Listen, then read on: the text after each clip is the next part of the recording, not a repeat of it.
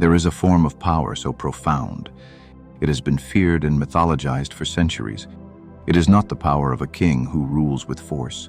It is not the power of a general who commands with strategy. It is a quieter, deeper, and far more dangerous power. It is the power to enter a person's mind, find their deepest and most unspoken fantasy, and become it. This is the power of the siren. The ancient sailors who heard the siren's call would willingly crash their ships upon the rocks, sacrificing everything just to get closer to the source of that beautiful, intoxicating sound. You have been taught that this is just a myth. It is not. The siren is an archetype, a psychological blueprint for creating an obsessive, unshakable devotion in others. This is not about romance. This is about control. This is about learning the mechanics of deep psychological magnetism. In the next few minutes, we are going to deconstruct the siren's code. We will break down the 3 phases of this powerful art form. Pay attention, because if you master this, you will never be invisible again. Instead, you will become unforgettable. Phase 1, the targeted mirror. The amateur tries to impress. They talk about their accomplishments, their hobbies, their life. They project outwards, a fatal mistake. The siren does the exact opposite. The siren's first move is to become a complete and total void. Their power begins with targeted listening. When you meet someone you wish to influence, a boss, a rival, a potential partner, your own personality must disappear. You become a detective of their soul. Your only goal is to discover what they lack. Listen to the words they don't say. Does the powerful CEO hint at a life without real adventure? Does the tough guy reveal a secret love for poetry? Does the beautiful person confess that no one truly understands them? These are the cracks in their armor. This is the void you need to fill. Robert Greene teaches that people are not seduced by you. They are seduced by the fantasy you can offer them. They are trapped in the boredom of their daily lives, and the siren offers an escape. Here is your first actionable step. In your next important conversation, use the 80-20th rule of the siren. You speak 20% of the time, only to ask smart, probing questions. You listen 80% of the time. Do not talk about yourself. Do not offer opinions. Become fascinated by them.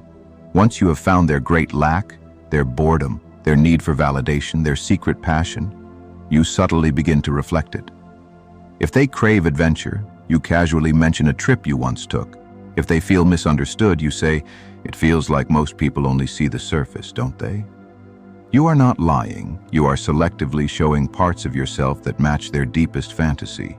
You are becoming the one person in the world who finally gets them. This is the first note of the siren song. Phase 2, the poison of pleasure and pain. Once the first connection is made, the amateur makes another mistake. They become too available, too nice, too consistent. The siren understands that obsession is not born from comfort. It is born from a calculated mix of pleasure and pain. This phase is about creating an emotional addiction. First, you give them moments of intense pleasure. This is not about buying gifts. This is about giving focused, total attention. When you are with them, you make them feel like they are the only person in the world.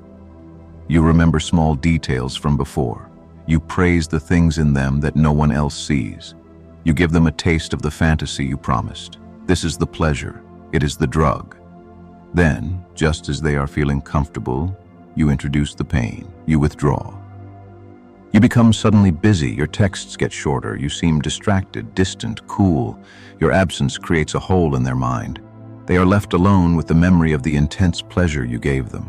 Their brain, now addicted to your approval, enters a state of panic. What did I do wrong?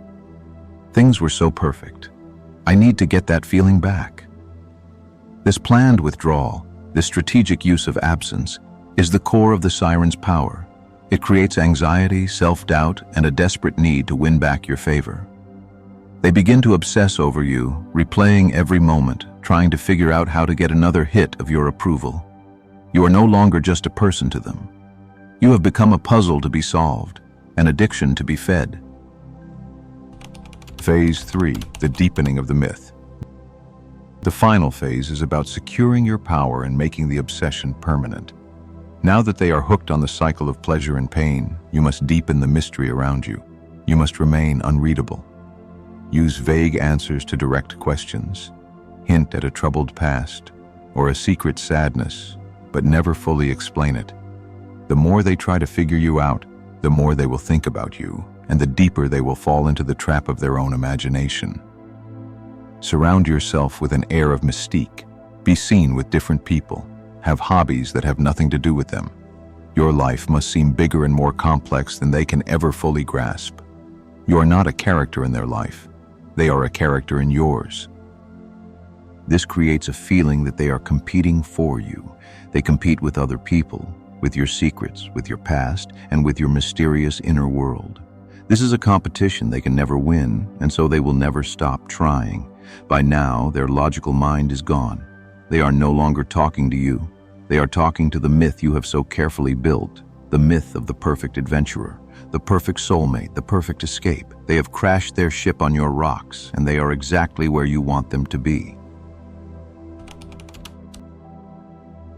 This is the art of the Siren, a targeted mirror to reflect their fantasy, a calculated mix of pleasure and pain to create addiction, and a deep, mysterious myth that can never be fully solved. This is not about being the most beautiful or the most talented. It is about being the most psychologically smart. It is about understanding that the greatest human weakness is the gap between the life people have and the life they secretly wish they were living. Learn to find that gap. Learn to become its answer, and you will move through the world not as a person who needs to be seen, but as a force that cannot be ignored. You will not have to ask for their attention. They will have no choice but to give it to you.